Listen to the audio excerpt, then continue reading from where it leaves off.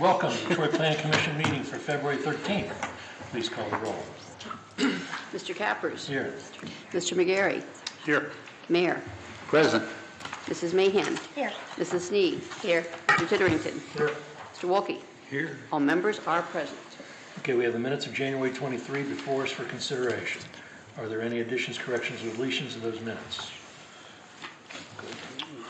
I'll move that they be accepted. There's a motion to approve the minutes. Is there a second? Second. All those in favor signify by saying aye. Aye. Opposed? They stand accepted. Next on the agenda is the Historic District application for 214 West Main Street. Does staff have a report? Yes, we do. You ready? The applicant Whitney Locker from Alliance Engineering is requesting the Planning Commission to review alterations to the building at 214 West Main, property zone B2, General Business District.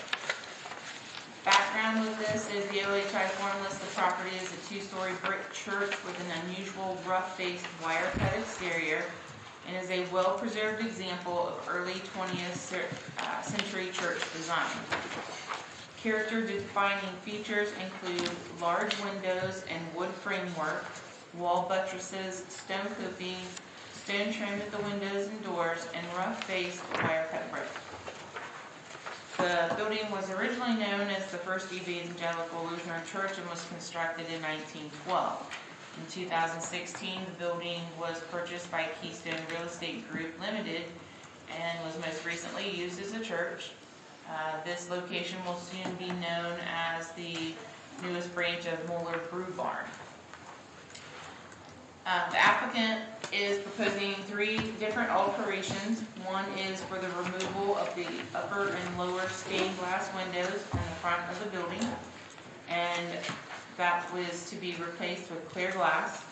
Item 2 is the removal of 4 windows on the rear that will be replaced with a large glass garage door. And item 3 is the removal of 2 casement windows on the upper floor of the building, located on the west rear of the building, and those would be replaced with stationary windows. Item 1, I broke it down into 3 different items so the commission can either vote on them separately, altogether, or however they choose. I thought it would be less confusing this way. Item 1 is a request to replace the existing stained glass windows on the front of the building with clear glass. The clear glass would be installed in the existing window openings in order to preserve the existing architectural features of the window. Currently, there's a large stained glass window on the upper portion of the building, along with 3 smaller stained glass windows on the lower portion of the building.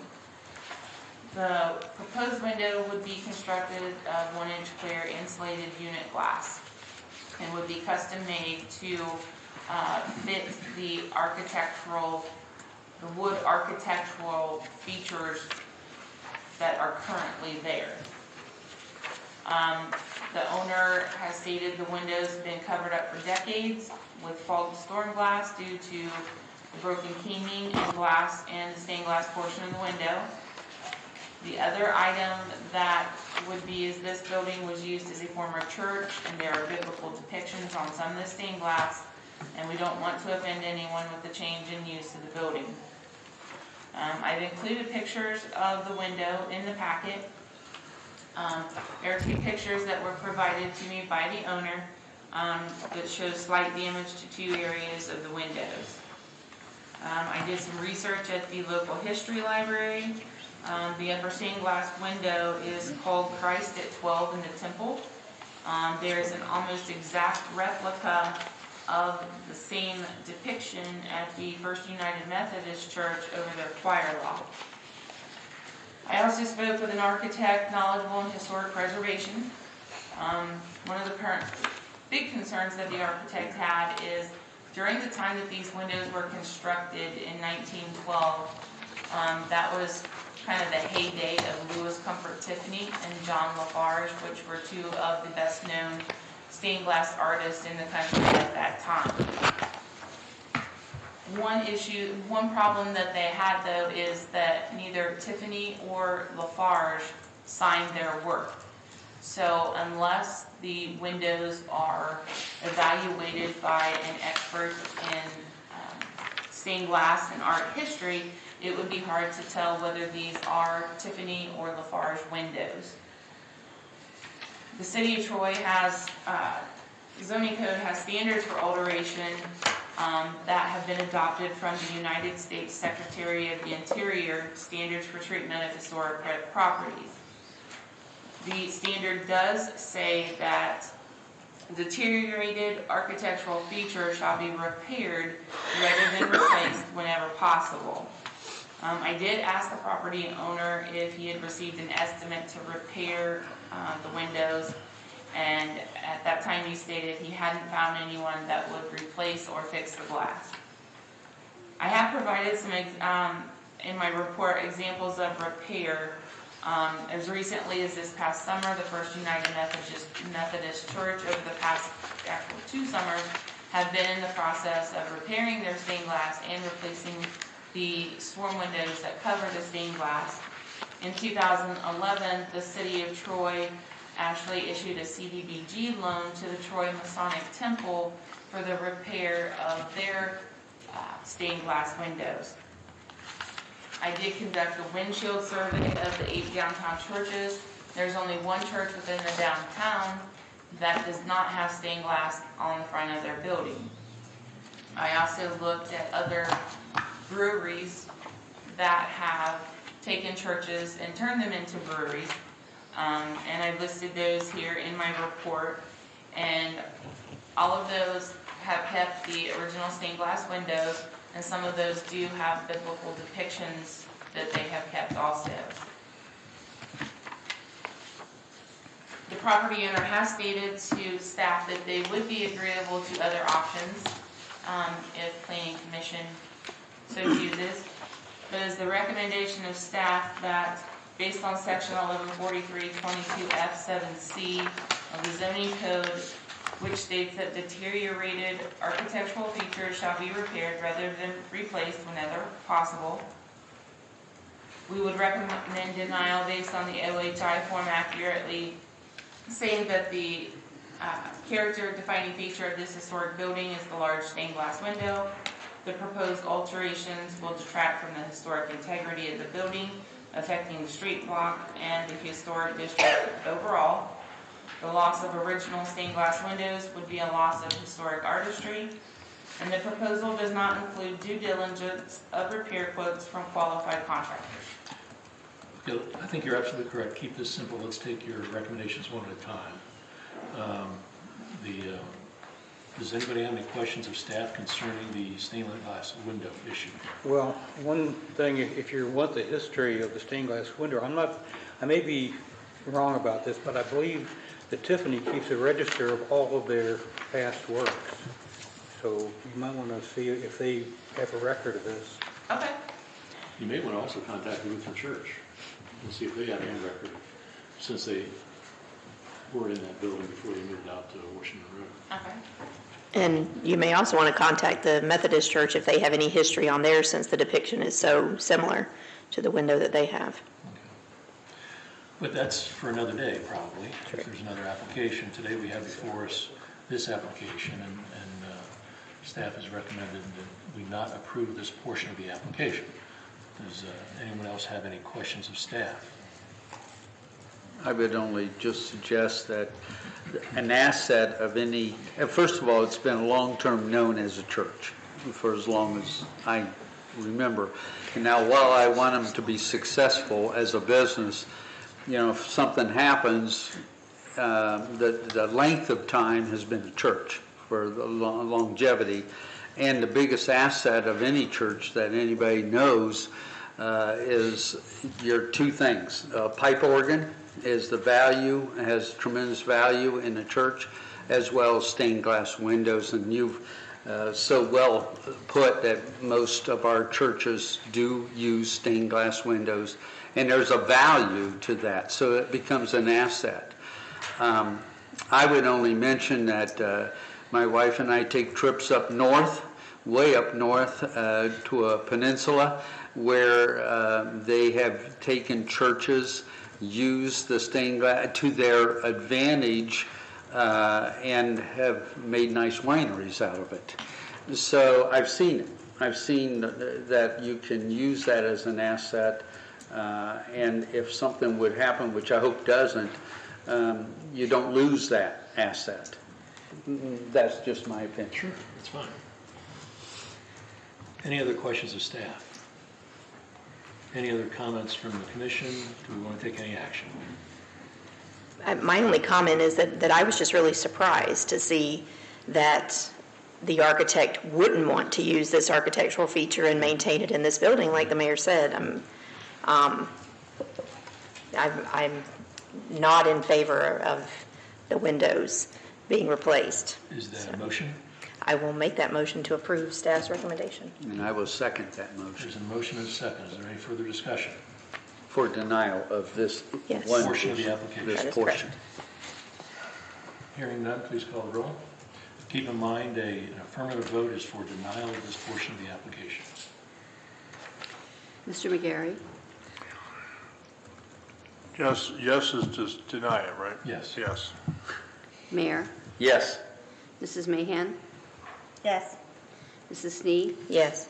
Mr. Titterington, Yes. Mr. Wolke, Yes. Mr. Cappers. Yes. Okay. Motion is approved. The application for this portion is denied. Okay, staff will continue on the second portion of the application. Item number 2, the applicant is requesting to replace 4 windows on the rear of the building with a garage door constructed of commercial aluminum. The trim of the door will be white and will have black mullions. I've included a sample of the garage door in the packet. However, the one that is marked, as you can see, has an arch. This garage door will not have an arch, but it will look like the black, it'll be the glass and black mullions. It's being installed in a portion of the building that was added to the original building in the 1950s. Applicant has stated that they need the garage door. It's in order to install the equipment that the city is loaning CDBG funds for. They have no way to get it in the building without the garage door. So staff does recommend approval of the proposed garage door. The garage door is being installed in addition to the building from the 1950s, and the garage door is needed in order to install equipment for the operation of the business. Okay, my first question, the garage door will be in glass with black mullions, Yeah, it's the top picture. It's just instead of an arch, it's just flat across. but it's going to be glass. Yes, Any other questions of staff? And it's one door. one door. And that's facing the west. It'll face the west. And so as you're traveling eastbound on Main Street, are you gonna see it from Main Street, or is it gonna be kinda? I don't know, you'd have to That be pretty building's far back somewhere. on Main Street. I think it's more on the side street that you would see it if you would turn off of Main The Street. walkway between the buildings is only like 5 or 6 feet wide.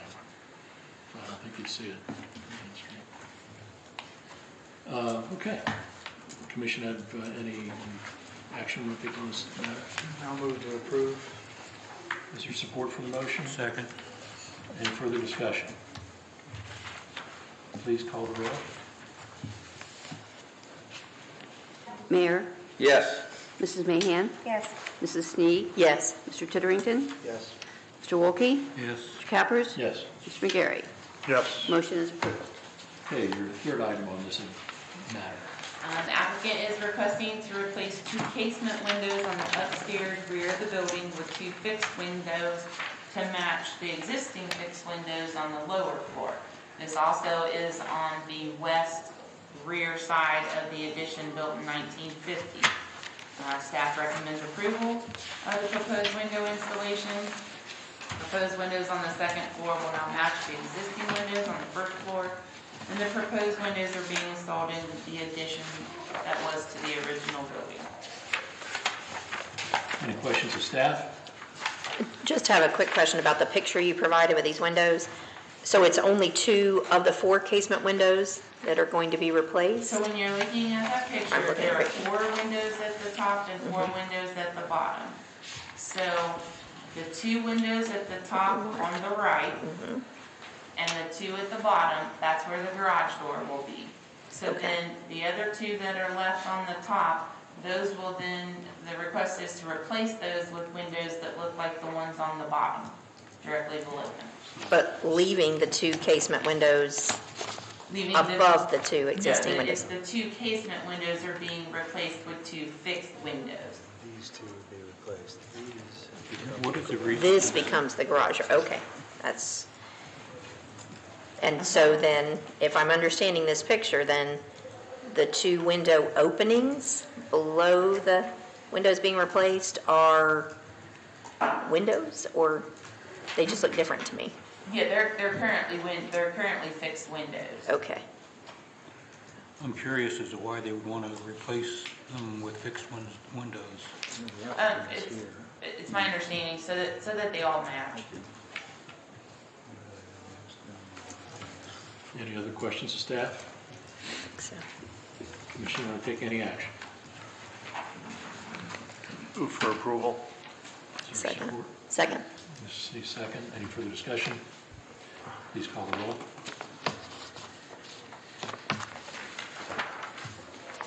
Mrs. Mahan? Yes. Mrs. Snee? Yes. Mr. Titterington? Yes. Mr. Wolke? Yes. Mr. Cappers? Yes. Mr. McGarry? Yes. Mayor? Yes. Approved. Okay, next on the agenda is the Historic District application for 117 South Market Street. The staff have a report. Yes, sir, we do. The applicant, Amanda Gibson of BU Boutique, who is here in the audience today, is requesting approval for the installation of wall signage at 117 South Market Street. The property is Zone B3, general or central business. It's located on the east side of South Market in the block between Franklin and Canal Street. OHI form describes the building as being originally constructed by J.W. Davis, completed in 1911. It's a single-story commercial building with recent storefront alterations and is in the downtown commercial core area. This building is not listed on the Historic National Register. Applicant is asking for the proposed wall signage to be installed centered above the storefront. This tenant space is permitted to have 33 square feet of signage. The proposed sign panel is 32.5 square feet in total size, with the logo portion in the center at 14.5 square feet.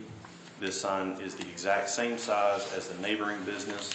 The same installer contractor characters did the previously approved sign next door, so they knew exactly what the dimensions were being submitted.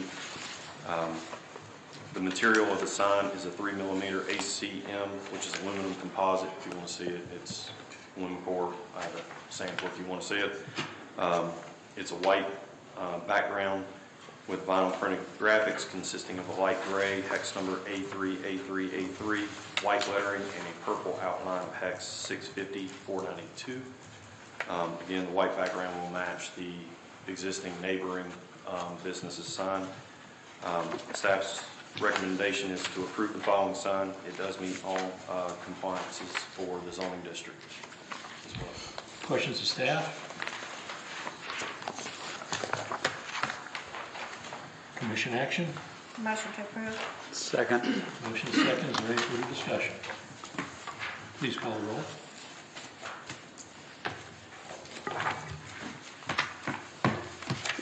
Mrs. Snee? Yes. Mr. Titterington? Yes. Mr. Wolke? Yes. Mr. Cappers? Yes. Mr. McGarry? Yes. Mayor? Yes. Mrs. Mahan? Yes. Approved. Okay, next, the Historic District application for 125 South Market Street. The staff have a report. Yes, sir. Applicant, Ms. Smith, the owner of Poppin' Off Gourmet Popcorn, who's also here, is requesting approval to install a new projecting sign at her location at 125 South Market Street, just north of Canal, and is also in the B3 Central Business District. OHI form describes the building as a 2-story commercial building, gable roof in the downtown commercial area. Notice the facade has possibly been altered, and this building is also not on the National Historic Register. The tenant has 14 feet, 10 inches of frontage on the South Market Street, allowing for 22.5 square feet of total wall signage. Proposed signage is a total of 18 square feet, and the breakdown of that is 14 square feet for the projecting sign and 4 square feet for the door graphic. The projecting sign, as you see in your packet, is custom made in black poly metal. cut to the proposed shape, as you see in the packet there with the logo and lettering, as applied graphics in white and gold metallic, which is a 3M satin gold, PMS code 872, and is attached to the building by a custom decorative flag mount and scroll bracket with non-corrosive flag bolts, and the door graphic will be vinyl lettering in white centered on the door as you see in the packet. The applicant has furnished the indemnity agreement and supplied us just now the liability insurance. Yet to have a chance to verify the liability insurance, but we will do that based on approval. And the sign does meet current zoning requirements, and staff does recommend approval. My first question is, in the proposal, I don't see anything that says, in the installation of the sign, how high will it be from the sidewalk?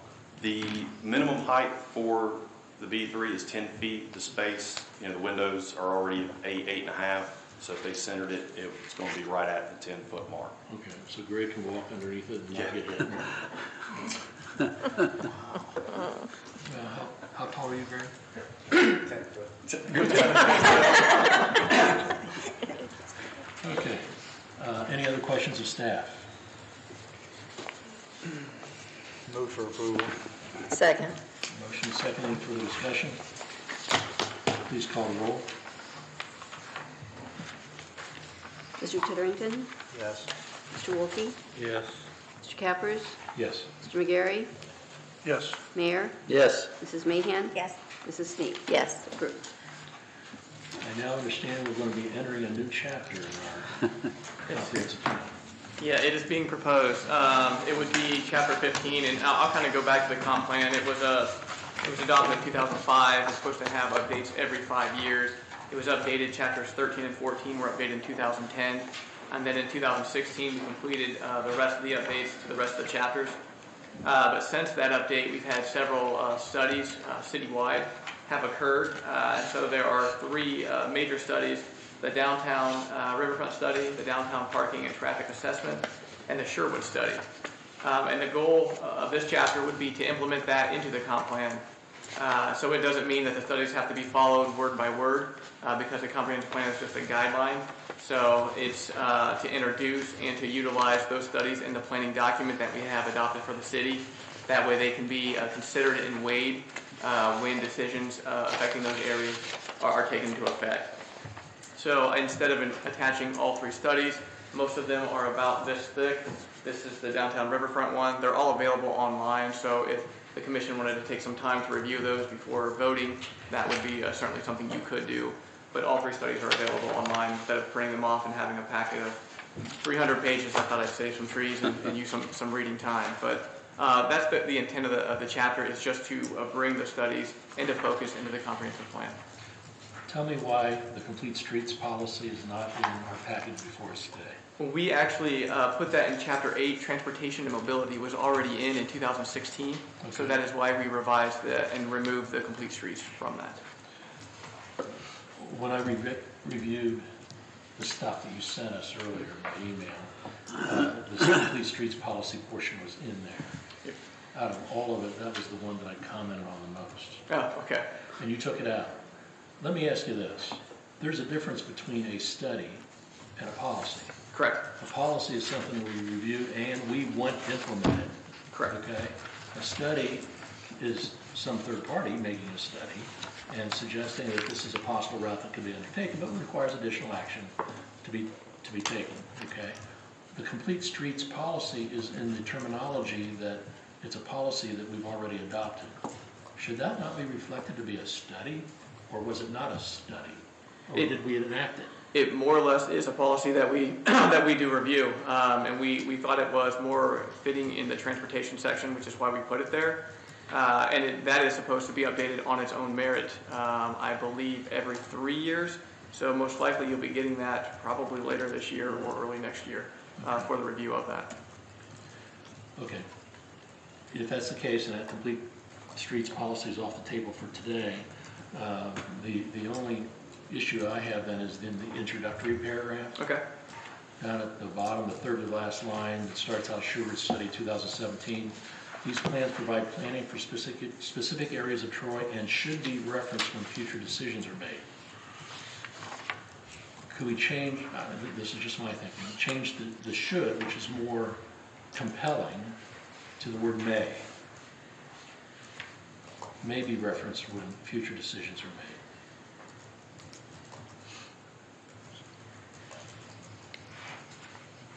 I have no objections to that. If they're guidelines, then may is probably more appropriate. Yeah. Anybody else have any other comments concerning what was disseminated to us? Well, maybe you can refresh my memory. In what format were these approved in the past? So, the studies, or the studies aren't really approved by anyone, essentially. They are just consultants that provide recommendations for certain developments. With Sherwood, these are city-initiated studies. Some are city-initiated, some are multi-partnered studies to reflect, like Sherwood study obviously took part in the Sherwood area. It talked about recommendations on how to improve the shopping center, what could be addressed, the needs that it had. The downtown riverfront study was 5 different entities came together for that study, once again for recommendations to improve and enhance downtown. So I don't think that, it did not go through City Council for approval. The studies were just given to the City of Troy as recommendations. And they were not brought to Planning Commission for approval. I mean, nobody approved these, they're just studies. Correct. Right? That's correct. And that's what the question I had about the streets policy. Mm-hmm. And we're not asking for adoption of any of the studies, we're just simply saying, maybe take these into consideration. Therefore, this area, you don't have to follow them, they're just guidelines that were provided to us by consultants. Okay. Then why are we doing this? So basically, they don't get put on a shelf and forgotten. If you keep it in the document, it becomes a living document. I can probably rattle off numerous studies that the city has paid for that I don't have, even from 2000. I don't know where it's at, and once they're put on the shelf, they're usually forgotten, they die, and we don't want studies to die. We want them to become considered when development occurs. Whether or not we take the recommendations, we at least consider this is what they thought would work. We don't have to obviously be held to that. So with Mr. Capper's May language, it simply says, here it is, look at it. Correct. Because it sounds to me like what you're saying here by us putting these in is that you intend to refer to these documents as things come up in these areas. We will we will certainly look at them. Yeah, and once again, we may not follow the recommendation, but we'll look at them and say, this was a need, or maybe 5 years or 10 years from now, we'll say this was a need back then, is this a need now? And then we can reflect upon when we do a comprehensive update. Maybe this study is valid, maybe it's not, maybe we need something to change this. It's just to be part of the document that could be referenced if needed. I can understand the rationale for referencing that, just so they don't sit on the shelf. Instead, they are in our comprehensive plan and can be referred to, and oh, hey, yeah, there is a study out there for that, and therefore we have it. Correct. The terminology for the title, the implementation, it seems to me like there was some action that was taken and now we need to implement it. Would not the title be something like the studies or the plan or something like that? Actually, Greg and I talked about that. Actually, before this meeting, we thought maybe he had come up with something, but studies was something we thought about just titling it that way. I'm not married to the title, so if we want to call it studies, we certainly can. Could we see what title we're coming up with before we vote on this? You sure can. Like I said, I don't need a You vote got one today. in mind? You can just, yeah. You can review the studies. I can call it Call it chapter related 15. studies. Yeah, studies. Yeah, that's good. Call it related studies. That's good. Okay. Related studies, that's It's good. not one of these where you got to vote on it before you can read it. No, man. Yeah, need to adopt it, so we vote on it. Okay, so as far as chapter 15, which is going to be titled Studies, Related Related Studies, okay. Related Studies. The implementation that you're asking for is the introductory part, plus the referral to the 3 studies as you've had them here, and that would be your new chapter 15. Correct. And then the studies would be implemented as As appendix. appendix. Mhm. Okay. And we changed the wording to may. Yeah, change the word to may. Okay, any other questions of staff? just continue, I would then guess that in the future, if a study became something that was replaced by something else or deemed not to be the direction we wanted to go, it could be then removed from Correct, this? yeah. Or Removed. anything added in the future? Things could be added in the future, absolutely. We do a review of the comprehensive plan every 5 years. 5 years, correct. Okay. Okay, commission action. There he was. I'll move for approval that chapter 15 is added and titled Related Studies with the changes as noted. And the other change being word should be removed and may put in? That's correct. Okay. Is there support for that motion? Second. Any further discussion? I guess that's innocuous enough. Please call the roll. Mr. Wolke? Yes. Mr. Cappers? Yes. Mr. McGarry? Yes. Mayor? Yes. Mrs. Mahan? Yes. Mrs. Snead? Yes. Mr. Titterington? Yes. Approved. Does staff have anything else to come before the commission? Nothing further, thank you. Yes, sir, what can I do for you? Hey, keep in mind, this is not a public hearing, but come on up. Sorry. Could you please state your name and address, please? Anthony Scott, 1245 Fairway Drive, Troy, Ohio. I'm the owner of 214 Main Street. Okay. I just want to kind of speak on the stained glass windows. We bought the building in 2015, I think we closed on it in early 16. It was essentially condemnable at that time, and we were able to save the outside windows in the sanctuary. We do want the stained glass windows and to be part of it. The problem is it's just a cost thing. It's 2 to 3 times more than doing clear glass, and somebody obviously found that out several years ago, decades ago, because they put storm windows on in front of it. And we don't, as the building owner, we're not going to put that kind of money into it. So we would really like to spruce the building up and make the building look nicer, but $50,000 to $60,000 is a lot of money. It's a lot of money for everybody here. So I would like for you guys to at least consider some other options with that, because it's, although we'd like to keep it as the look of it, it's not feasible in the budget. So. We'll go ahead and keep working with Shannon. Shannon's got some direction to undertake to see whether or not those are stained glass windows of a particular artist that might be historically of value. But I guess why does that matter if, as a building owner? We'll also need some sort of estimate of what it would take to renovate those. You said 50 or 60, but we don't know that. Yeah, I do, actually. I mean, I got glass quotes from people, and a lot of them wouldn't touch it because it is a small job, one, and they said it was going to be 2 to 3 times, and so, I mean, yeah. Okay. So, I mean, the other option is to leave it the way it is, right? I mean, and you can't see it at all, right? That's the other option. And nobody wants that, right? I want the building to look nice. We're investing a lot of money. The brewery's investing a lot of money in the community. The city's investing a lot of money in the brewery system. So we're trying to make the downtown nicer. So, I just, okay. Well, thank you very much. Mr. Chair, Tony, before you.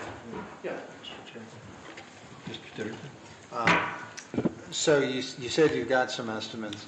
Do you have them in writing? Can you give them to Shannon? Yeah, I can get all that stuff put together. And I also talked to a few of the churches there too that, I mean, they're hundreds and hundreds of $1,000 projects. Yeah, I know it's not. And it's not a cheap to church do anymore, guys. renovations. It's a building. What I did not see good renderings of is what the replacement would really actually look like. And so maybe there's something that if those stained glass, if we wanted to retain them, but they were moved and became a feature some other way, and it was replaced with something that, I don't know, I'm not an architect type, but something, a little more ornate that we could see with the facade of the building. It's a little hard. We tried to actually do that because inside the storm windows, and you can't see it from the outside because there's actually architecture. I don't know if you've ever been in that building. It has architecture inside the windows, and everything is cut out in pieces of it. And it's one window on the outside, but it actually encompasses 2 floors on the inside of the thing. So The one picture in your packet actually It kind of From shows. from the inside. From the inside. Yeah. Kind The of shows. wood is staying, we're cutting the glass into it, which is really, it was $22,000. And we got 11,000 back from the glass, the stained glass, because they're gonna use it in another project. That was the only way we could, fiscally make it work, so. And we're, I'm sorry. it's a $2 million project, so we're trying to, it's a lot of money, and it's not, I bought the church for $112,000. So, This picture here is what he's talking about from the inside. It's hard to tell because it's dark and you couldn't get a better picture. This is actually all wood. Where it looks like it's black, it's all wood, and that's what he's talking about with the architectural feature. So, one of the things that we had talked about is keeping all of the architectural features and having him basically hand cut the glass to fit in those architectural features. What it's kind of hard to show also because of the church or the windows being on separate floors. This is on the upper floor. And then when you look at the picture from the outside, it looks like there's 4 windows right about here. Those windows are part of the stained glass that's then on kind of the basement level. And that's where the biblical depictions are. So that's why he's talking about them being on 2 levels. From the outside, you can't tell they're on 2 levels. It looks like just one big window. And then there again, these are the architectural features that he's talking about. And the ones on the bottom, I have no problem keeping those because they're actually, you can't see it in the pictures. very bottom. The very bottom. You're talking about pictures. these? Yeah, those right there are actually glassed. Somebody glassed them in a long time ago on both sides, so you can't do that on the upper windows. The only thing you could do is basically replace the storm windows, but it still doesn't fix there's some habitability issues that we're having with the county, obviously, too, because it's the glass is floor to ceiling in this top floor, so.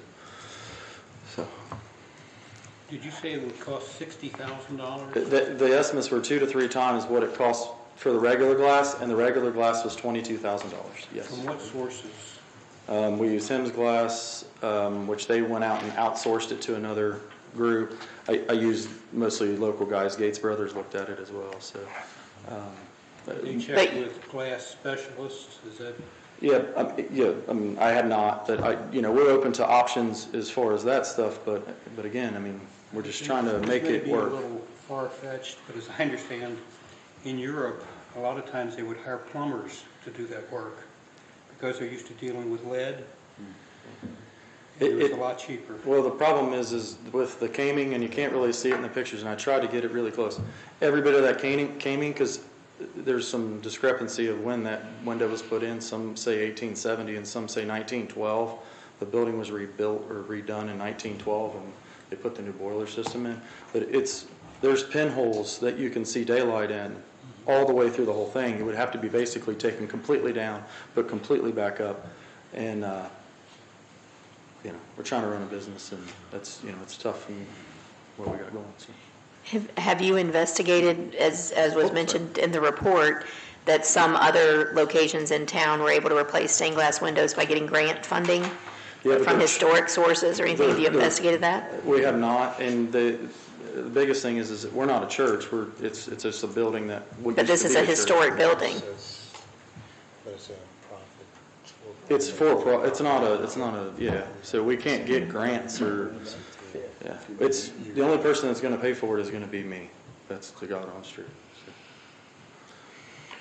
So. Okay. Is there any building code issue with those windows? Yeah, there is a building code issue on the top level, which we can fix with a railing up there. And like I said, we fixed, so the gutters, I don't know if you'd ever been in that building prior, but it sat empty for several years, and the gutters had collapsed and all the water was running inside the building. So it's stained glass windows on the inside, which Alan can tell you, sitting right next door, that they were they were falling in, and we were able to save those by pushing them in, but the caming on those isn't as bad for whatever reason, and we were able to save those and use those, and we had to spend an extra $10,000 or $15,000 from the health department, through the building codes to put a deluge system over it because it doesn't meet current fire codes. So it's a historical fighting current code. It's a gigantic mess. So we're trying to please everybody, and we do want to, we're investing in downtown. I always have, and I just want to see if we can come up with a compromise that works for everybody. So. Okay, thank you very much. Thanks, sir. Keep the communications with Shannon. You can come up with some alternative, you can go ahead and reapply. Thank you. I just want to make one thing clear though, because you did mention about keeping it the way it is, and in our conversations, we had also talked about, you say keeping the windows, but then replacing just the storm windows.